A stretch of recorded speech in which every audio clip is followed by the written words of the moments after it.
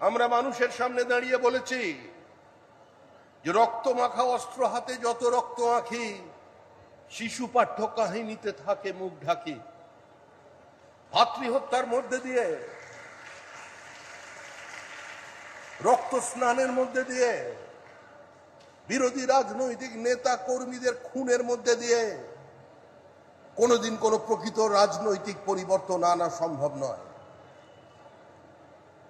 আমাদের দক্ষিণ 24 পরগনায় একাধিক কর্মী খুন হয়েছে, আমরা বিভিন্নভাবে আক্রান্ত হয়েছে। আমাদের এই পথ দিয়ে যেতে গেলে তৃণমূল কংগ্রেস তাকে আক্রমণ করতো, আক্রমণ। আমাকেও মাঝখানে একবার একটু আদর করে দিয়েছিল একটু আগে।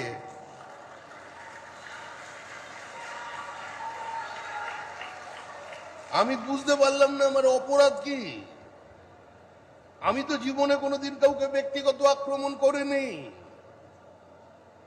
আমি তো কোনোদিন মুখ্যমন্ত্রীকে চোর বলে কোনোদিন আওয়াজ তুলিনি। আমাকে মারল কেন?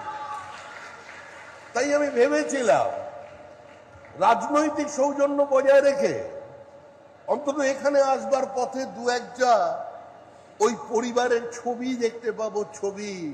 আজকে তৃণমূল কংগ্রেসের পতাকা নেই, তৃণমূল কংগ্রেসের ছবি নেই।